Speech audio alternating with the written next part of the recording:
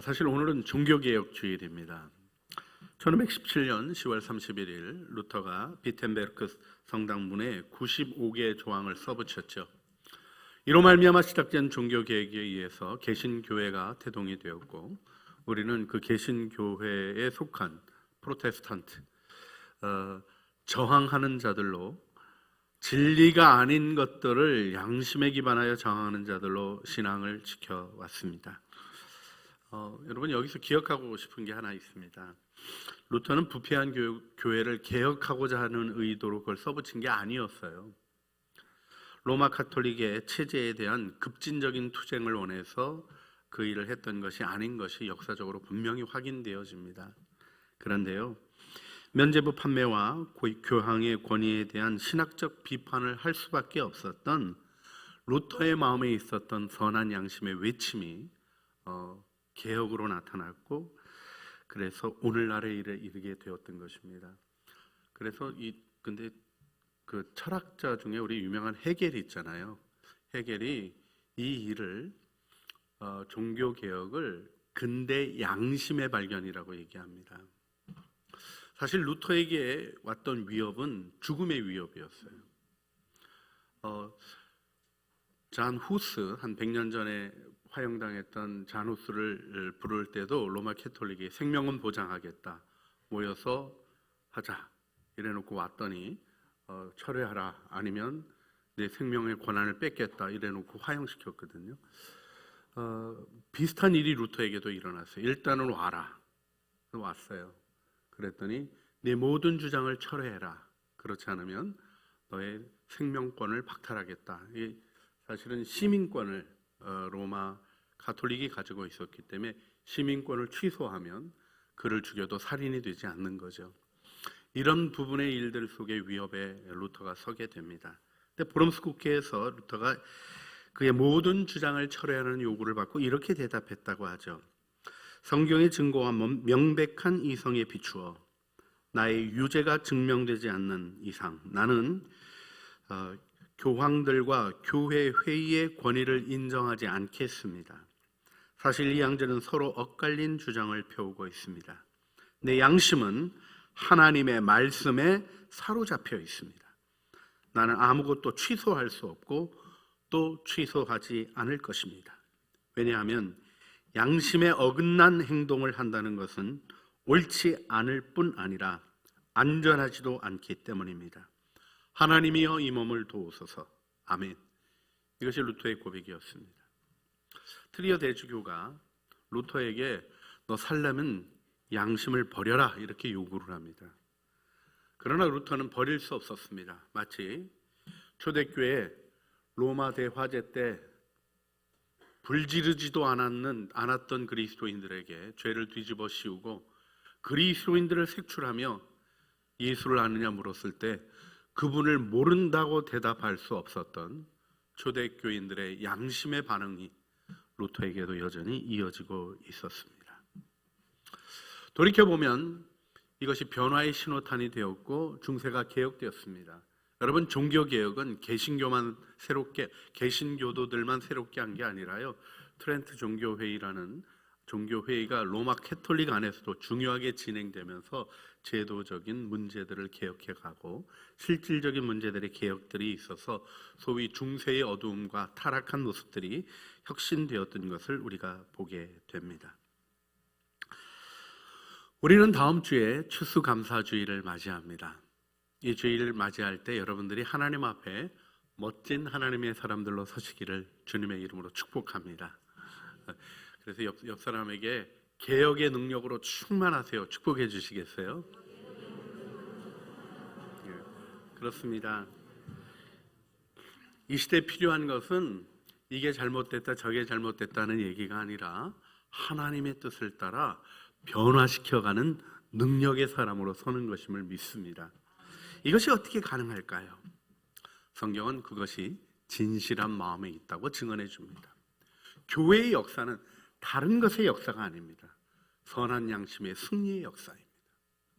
무의미하게 죽어간 것 같고 힘없는 모습으로 있는 것 같았습니다. 루터도 아무런 힘이 없었어요. 그런데 프리드리히 선제후가 그를 보호합니다. 당시 그때 까를의 그 외삼촌이었거든요.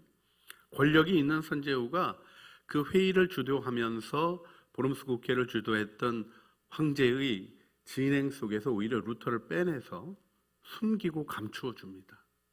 그리고 성경을 번역하는 일이 진행이 되죠. 마침 발명되어서 우리나라 거 보고 가서 그렇게 했다 그러죠.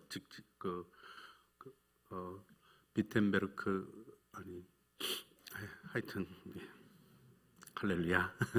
그래서 우리 인쇄술의 개발과 더불어서 정말 모든 것들이 알려지기 시작하고 커다란 일들이 생각지 않았던 일들이 일어났던 거죠. 칼 바르트도 그런 표현을 했었는데 계단 올라가다가 헛디뎌서 넘어지면서 줄이 서서 잡았더니 그 위에 종이 달려 있었다고. 그래서 온 세상에 종이 울리게 됐다고 얘기했던 것처럼 다른 것이 아니라 자신의 삶의 위기에 대한 마음의 양심의 응답으로부터 하나님 앞에서 진실하게 살고자 했던 마음이 세상을 바꾸고 삶을 새롭게 하는 것입니다. 이 땅이 분열하고 있습니다. 다투고 있습니다. 그렇지 않아도 이곳저곳에서 전쟁의 위기와 자연재해의 위기, 그리고는 달러는 왜 그렇게 올라가는지, 우리들 모두의 삶을 위협하는 일들이 있지만 하나님 안에서 위대한 하나님의 사람들이 다시 한번 서야 할 때 아니겠습니까? 우리가 감사의 계절을 맞이하며 감사라는 하나님의 길을 열고 감사의 강이 흘러가게 하는 능력의 주인공들이 되시기를 간절히 주님의 이름으로 축원합니다. 불평과 원망의 말은 우리가 하지 않아도 사단이 자극하며 세상에 가득합니다. 정말 솟아나야 될 셈은 감사의 셈이며 우리를 구원하신 하나님의 은혜를 알고 그 구원에 모든 것이 달려있는 것을 아는 믿음의 태도로 하나님께서 위대한 일을 이루어 주실 줄 믿습니다. 그런데 그 마음의 진실함을 세우고 주님 앞에서 선한 양심의 명확한 의식으로 하나님의 뜻을 이루어가는 일은 무엇으로 어떻게 가능할까요? 오늘 본문이 우리에게 보여주는 것이 바로 그 은혜의 길입니다. 결론부터 말씀드리자면 여호와의 산에 올라야 하고 문이 열려야 하는 것입니다. 닫힌 문 안에서는 아무리 고민해도 문 닫힌 안에 갇힌 자의 모습으로 있을 수밖에 없어요. 문이 열려야 길을 걸어갈 수 있고 영원한 문, 이것이 올람이라는 표현이 등장하는데요. 태초로부터 하나님께서 쭉 이어오신 창조 질서에 속한 하나님의 은혜의 길을 걸어가게 하시는 영광의 문이 열려야 할 줄 믿습니다. 우리가 이 열린 문으로 추수감사주일 맞이하고 임직식을 이루며 우리 그동안 수고하셨던 우리 분들의 은퇴와 더불어 함께 아름다운 내일을 바라보는 은혜의 주일이 주님으로 말미암아 주어질 줄 믿습니다. 그래서 오늘 시편 24편 보고 싶은데요. 이 시편 24편은 순례시의 성격을 가지고 있습니다. 그래서 이 예전적이에요. 여러분 다 함께 성전 앞에 와서 외치고 교송하는 노래입니다.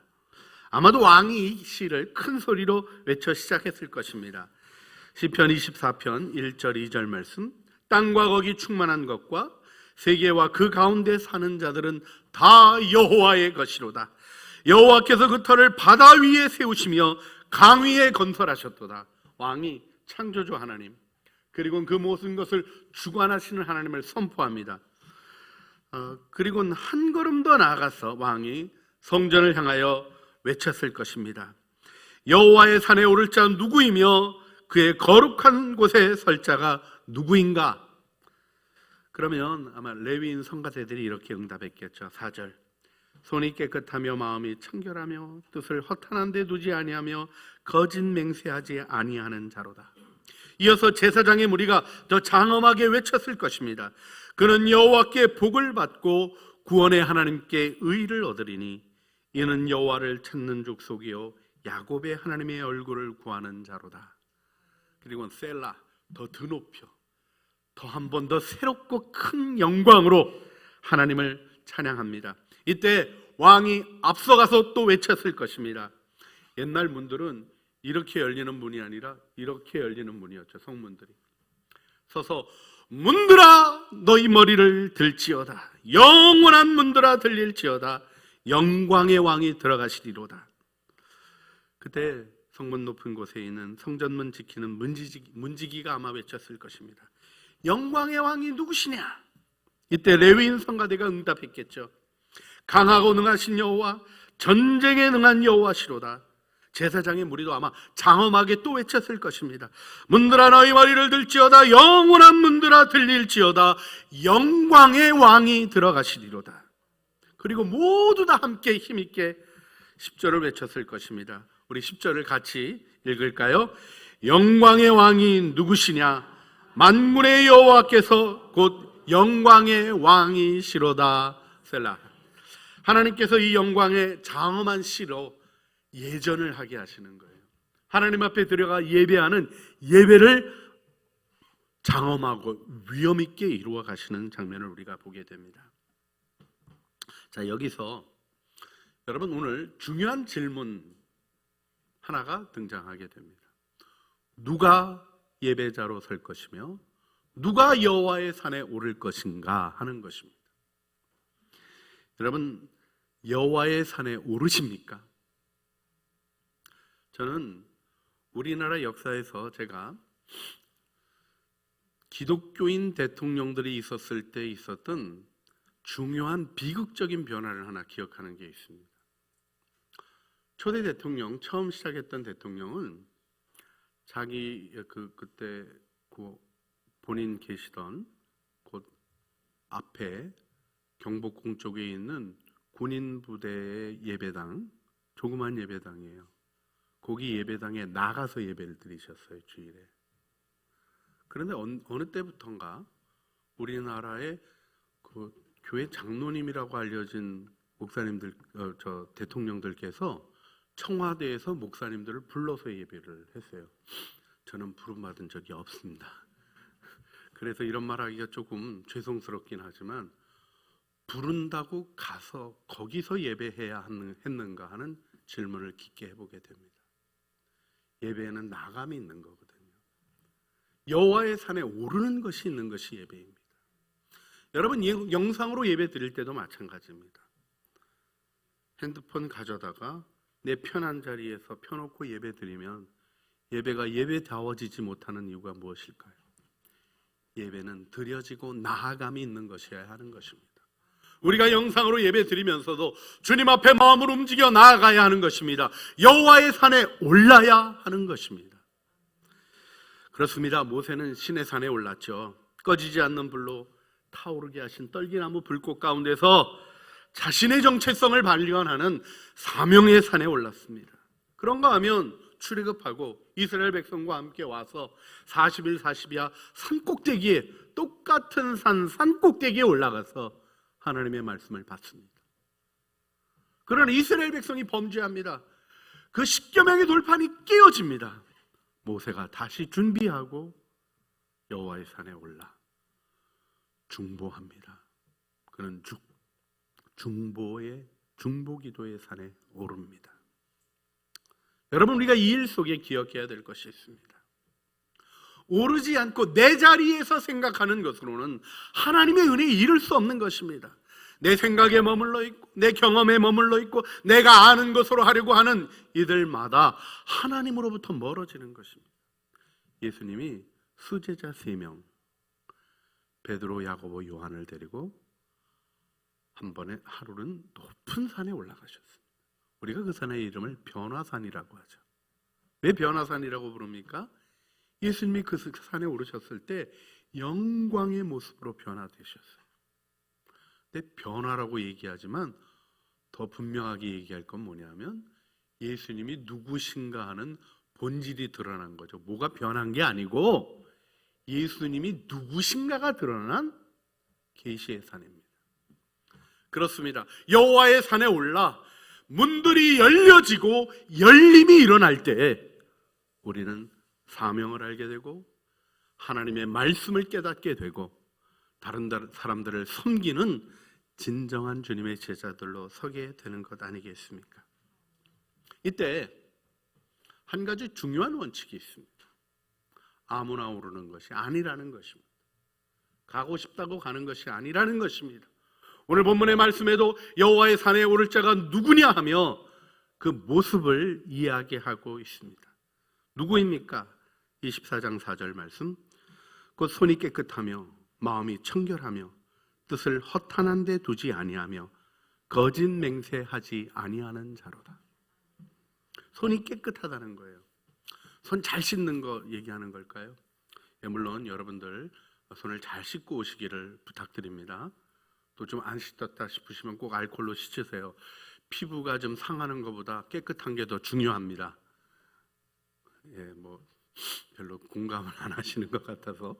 그런데요, 손 씻으면 다 되냐고요? 그건 아니죠.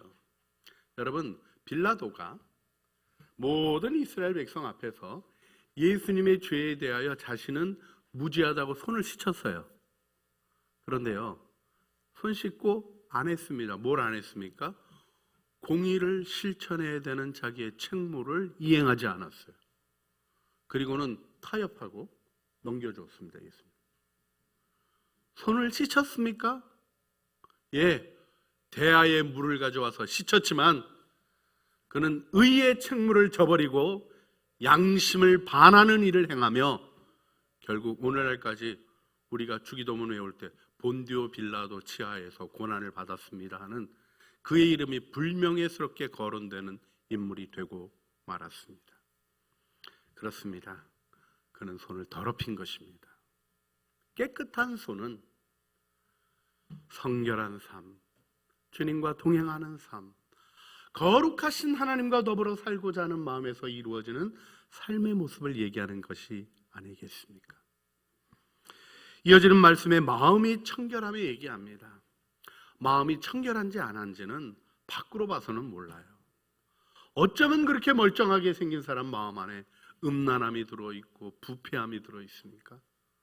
남이 보지 않을 때는 그렇게 폭력적이 되고, 남이 보지 않을 때는 다른 사람이 안 보는 곳에서는 뭐라도 할 것 같은 무서운 사람이 되어버리고 맙니까?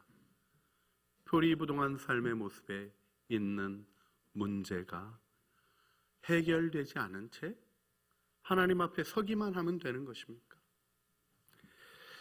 우리가 또 한 가지 생각해 보게 되는 것이 있습니다.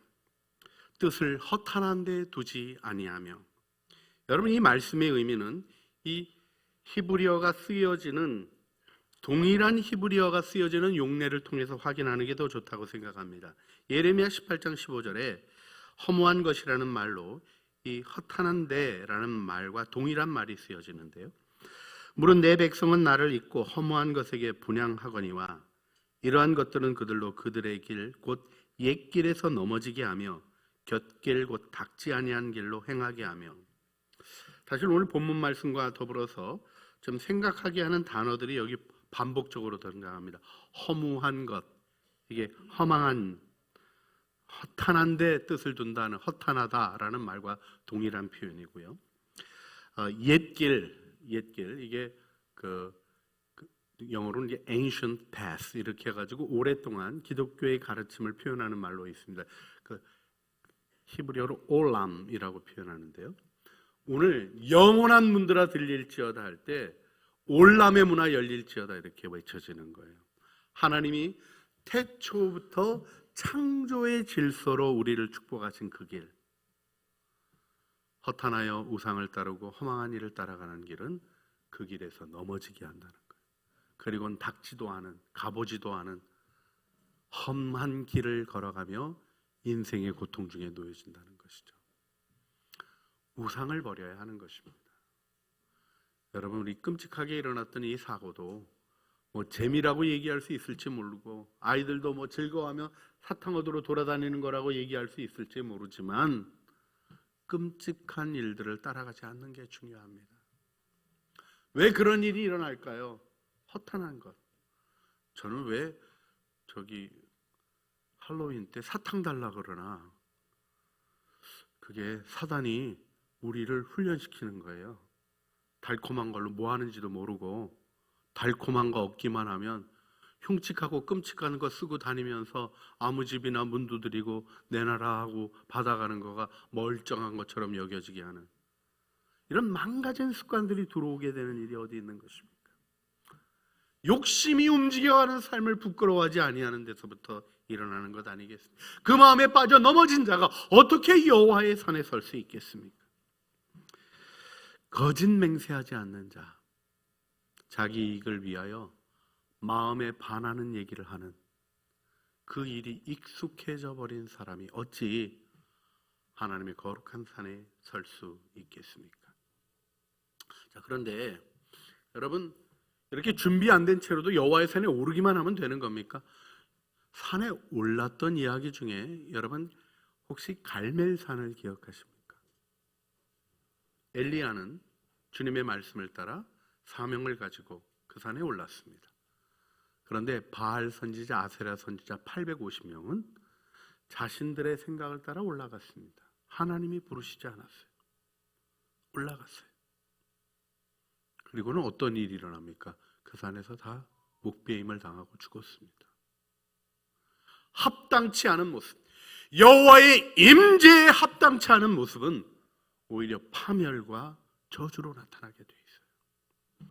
자, 그러면 우리가 하나님이 기뻐하시는 이 모습, 그래서 손이 깨끗하고 마음이 청결하고 뜻을 허탄한 데 두지 아니하고 거짓 맹세하지 아니하는 예배자의 모습, 요청되는 이 모습은 어떻게 우리 안에서 세워지는 것입니까? 여러분, 이것이 도덕적인 노력으로 세워질 수 있다고 생각하십니까? 아니죠. 그렇게 할 수 없습니다. 그래서 오늘 본문의 말씀에 이 일이 어디로부터 오는가를 보여주십니다. 6절 말씀, 이는 여호와를 찾는 족속이요 야곱의 하나님의 얼굴을 구하는 자로다. 여러분, 여기서 주목해야 될 게 두 가지가 있습니다. 여호와를 찾는 자, 야곱의 하나님의 얼굴을 구하는 자. 그렇습니다. 하나님을 구할 때 이 일이 이루어진다는 거예요. 할렐루야.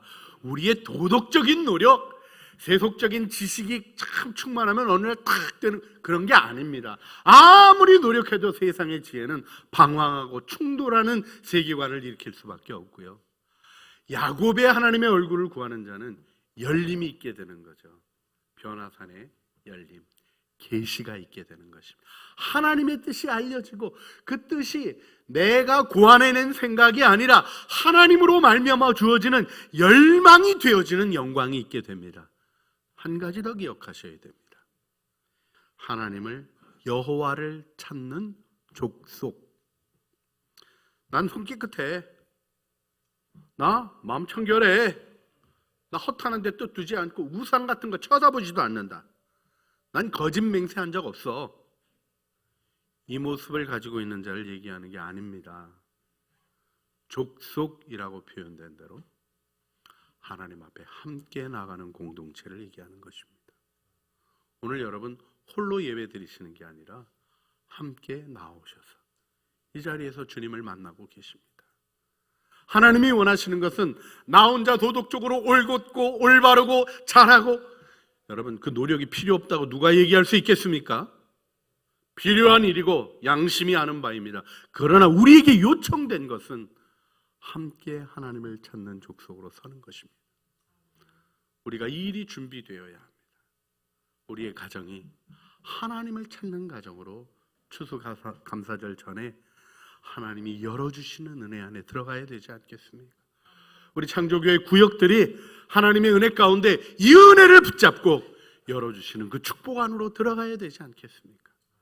우리가 금요일에는 우리 정화합심 기도자들 함께 모이고 또 여러분도 초대해서 감사의 밤을 보냅니다. 왜 이런 일들을 진행합니까? 우리의 마음으로 준비되어서 우리가 직임을 하는 일이든 나의 삶의 마무리를 하는 일이든 하나님의 은혜 가운데 내년을 계획하는 일이든 주님이 주신 책무를 이기어 견디어 나가기 위하여 오늘도 분투하고 싸우고 있는 일이든 하나님이 열어주시는 감사로 그 은혜의 문이 열려질 때 하나님의 역사가 일어나지 않겠습니까? 이때 우리는 하나님의 은혜를 아는 자로 서야 합니다. 우리는 힘들고 어려운 얘기에 매우 익숙해 있습니다.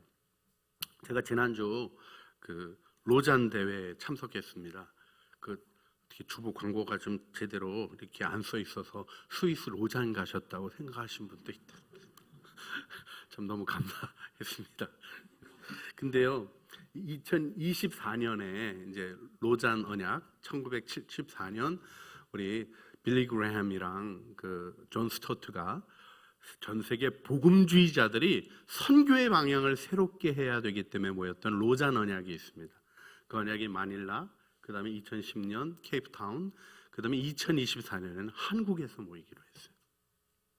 왜냐하면 한국이 너무 중요한 나라가 되었기 때문에. 마이클 로 대표도 이제 한국계 미국인이 돼 계시고요. 이 준비의 과정, 작년에도 모이고 올해도 모이고 내년에도 모이면서 이렇게 준비해 가는데, 제가 그 모임에 갔다 아주 놀랍게 발견하는 게 하나 있습니다. 재밌게도요, 우리 다음 세대가 너무 밝고 아름답습니다. 대부분 목사님들이, 그 대형교회 목사님들은요 좀 많이 이렇게 위축돼 계셔요. 제가 군목으로 있을 때 하나 선배였던 목사님이 책 내신 거가 무슨 그 상을 받으셨어요. 이렇게 대학 교수님들이 해서 한 상을 받았는데 제목이 7가지 죄에 대한 거예요. 근데 목사님이 그러시더라고요. 상은 받았는데 좀 씁쓸하다고. 세상 사람들, 특별히 교수들이 이 책을 선정해서 이렇게 축하해, 정말 상을로 삼은 거가 오히려 좀 씁쓸하다고. 문제 있는 교회 의식이 세상에 있는 거죠. 그런가 하면요, 우리 목회자들 안에도 그런 게 있습니다. 예배가 닫혔잖아요. 어떻게 예배가 닫힐 수 있습니까? 우리 코로나 시절에 모두게 다 막았잖아요. 모임이 닫혔잖아요.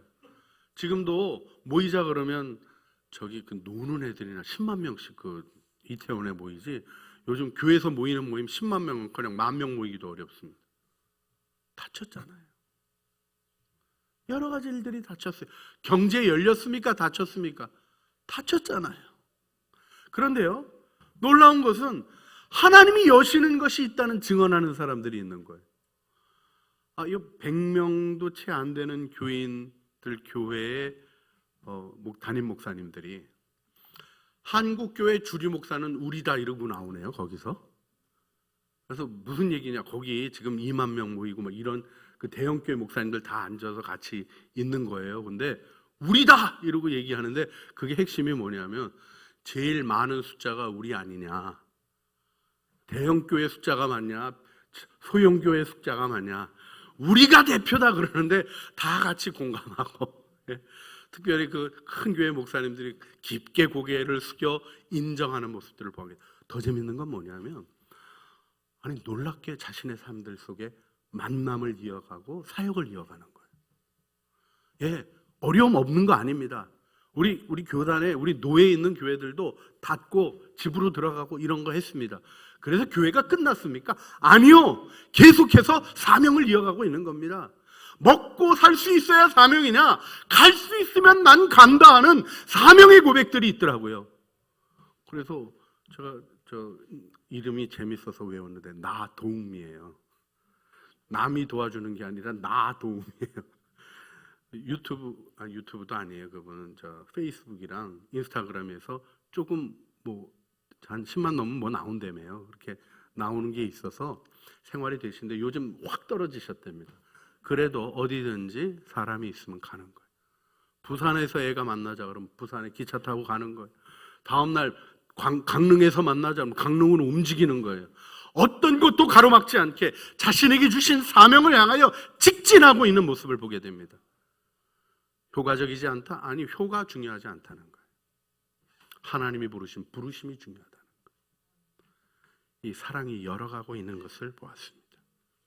창조교회는 어떤가요? 저는 어제 교사대학 하면서 참 은혜를 경험했습니다. 여러분, 어제 교사대학에 은혜가 있었습니다. 할렐루야. 강의 제목 알려드릴까요? 기독교 세계관, 이스라엘 민족의 출애굽 과정, 이스라엘 민족의 남북국 시대의 개관, 신구약 중간사. 굉장히 은혜스럽죠? 근데요, 선생님들이 모여서 들으시는 거예요. 저는 세계관 강의에 대해서 또 대부분 조실 얘기에 대한 부탁을 받아서 이걸 어떻게 하나 그런 고민이 있었어요. 그런데 세계관의 충돌에 대한 얘기하는데 선생님들이 눈이 반짝반짝 하시면서 들으시는 거예요. 왜요? 아이들의 문제에 대한 단 사랑의 의식이 있으니까 배우고 세워져야 한다는, 우리 교회에서 어떤 의미에서 교회 학교에서 끊임없이 주일마다 가르치는 일을 하고 계시는 기독교적인 지식으로 제일 탁월한 분들이라고 얘기할 수 있는 분들이 들으시는 거예요. 배우시는 거예요. 저는 이 열림 속에 희망이 있다고 믿습니다. 더군다나요, 밥이 너무 맛있었어요. 점심에 우리 뭐 했는지 말씀드리기가 좀 죄송한데, 예산 가지고 정말 우리 노력을 하셔가지고 부탁을 하셨는데, 주방에 계신 분들이 헌신적으로 준비를 하신 거예요. 제가 뭘 이렇게 맛있게 하셨냐고, 나 딴 사람들을 딴 때 음식 먹다 시험 들겠다고 이렇게 농담을 했더니 사랑으로 준비했죠, 이렇게 대답하시더라고요. 석박지 맛있게 하느라고 수요일날 타이밍 맞춰서 담그시고. 여러분, 주일날 봉사하시는 분들이에요. 일이 없어서 그런 게 아니에요. 무거운 게 더 무겁게 얹어져도 무겁다고 얘기하기보다는 기쁨으로 그 고백을 하고 나가고 있습니다. 그런 게 열림 아닐까요? 이 열림 속에 더 많은 참여와 협력이 일어나는 것 아닐까요? 이 일 속에 하나님이 우리를 일으켜 세우시는 영광이 있지 않겠습니까? 창조교회 전도부, 전도지 넘겨주기가 힘든 시절을 보내시는 거 아시죠? 아무도 안 받아요. 그러나 사랑의 마음으로 전하고 있습니다. 우리 교회 버스킹 하면서 교회와 세상의 접촉을 시도하는 일들을 계속 이어가는 분들이 있습니다. 자신의 삶의 자리에서 끊임없이 또 복음을 전하고 섬겨가는 일들을 멈추지 아니하고 진행하는 그리스도인들이 있습니다. 우리가 왜 현상을 보고 낙심해야 됩니까? 하나님의 일은 일어나고 있는데. 여러분, 우리가 하나님의 일이 어떻게 일어나는 것인가를 다시 한번 잘 의식할 필요가 있는 것 같습니다. 오순절에 성령이 임하고 폭발적으로 교회가 부흥했죠. 맞습니까? 맞습니다. 그런데 오순절에 성령이 임했기 때문에 그렇게 됐다고만 생각하시는 분은 반쪽짜리 지식을 알고 계신 겁니다. 예수님이 예루살렘을 떠나지 말고 기도하라는 말씀을 붙잡고 120명 성도가 기도했습니다. 길게 기도한 거 아니에요. 한 열흘 기도했어요. 그런데 하나님께서 놀랍게 역사를 일으켜 세우십니다. 아니요, 그 전에 기도하던 자들, 뜨겁게 모여 기도하는 자들의 마음에 먼저 부흥이 임한 것입니다. 하늘의 불이 모두에게 임하기 전에 먼저 마음의 불이 타오르는 열림이 있었던 것입니다. 감사주의를 맞이하며 먼저 이 열림이 있어야 되지 않겠습니까? 하나님, 내 마음을 감사로 열어주십시오. 우리 교회 공동체를 하나님을 의식하는, 날 구원하신 주님께 감사하는 이 아름다운 감사로 열어주시고 우리의 삶에 주신 능력을 향하여 나아가게 하여 주시옵소서. 기도하고 싶지 않으십니까? 우리 함께 기도했으면 좋겠습니다. 여호와의 산에 오르게 하여 주시옵소서. 무엇보다도 주님께서 열어주신 은혜를 따라 참된 감사를 발견하게 하시고 구원의 감사와 더불어 선한 양심을 일깨워 진실한 감사의 제목들을 들고 주님 앞에 예배하는 이 예배 속에 또 우리가 임직하고 또 마무리하는 이 모든 일들의 아름다운 영광이 힘있게 드러나게 하여 주시옵소서. 우리 주여 한번 부르짖어서 주님 앞에 기도하시겠습니다. 주여, 사랑과 은혜가 풍성하신 아버지 하나님, 오늘도 저희들 주님 앞에 나왔습니다. 여호와의 산에 오르게 하시는 하나님의 은혜를 바라봅니다. 사명의 산에 오르게 하여 주시옵소서. 말씀의 산에 오르게 하여 주시옵소서. 중보기도의 산에 오르게 하여 주시옵소서. 무엇보다도 주님을 바라보며 주님의 진정한 모습을 깨닫는 변화산에 오르게 하여 주셔서 주님의 주되심을 알게 하여 주시며 감사의 문이 열려 하나님의 거룩한 은혜를 향하여 나가게 하여 주시옵소서. 문들아 열릴지어다 외치는 외침이 우리의 마음에 열려진 감사의 문들로 인하여 힘있게 일어나게 하여 주시며 주님의 영광을 보는 능력으로 나타나게 하여 주시옵소서. 우리 구주 예수 그리스도의 이름으로 기도합니다. 아멘.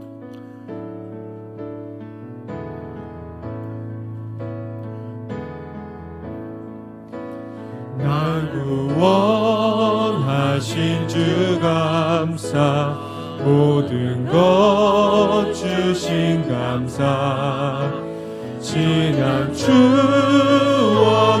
내 감사 주 내 안에 계시네 향기로운 봄철의 감사 외로운 가을날 감사 사라진 눈물도 감사 나의 영혼 평안에 응답하신 기도 감사 거절하신 것 감사 헤쳐나온 풍랑 감사 모든 것 채우시네 아픔과 기쁨도 감사 절망 주위로 감사 증량 못하는 애 감사 크신 사랑 감사 찬양하겠습니다. 길가에 장미꽃 감사 장미가시도 감사 따스한 가정 희망 주신 것 감사 기쁨과 슬픔도 감사 하늘 평안을 감사 내일의 희망도 감사 영원토록 감사해. 문들아 너희 머리를 들지어다 영원한 문들아 들릴지어다 영광의 왕이 들어가시리로다 영광의 왕이 누구시냐 만군의 여호와께서 곧 영광의 왕이시로다. 아멘. 이제는 우리 주 예수 그리스도의 은혜와 아버지 하나님의 사랑과 성령 하나님의 교통하심이 감사의 문을 열어 영광의 왕을 초대하며 주님이 주관하시고 주도하시며 장악하여 이루실 큰 기쁨의 감사의 축제를 기대하며 하나님의 은혜 안에 서기를 간절히 소원하는 사랑하는 주의 자녀들 심령 위에 가정 위에 구역 위에 창조 공동체 위에 주님의 이름으로 진행되는 모든 사역들 위에 우리 앞에 펼쳐주신 영원한 길을 걸어가는 걸음걸음 위에 이제와 영원 무궁토록 함께 있어지기를 간절히 축원하옵나이다. 아멘.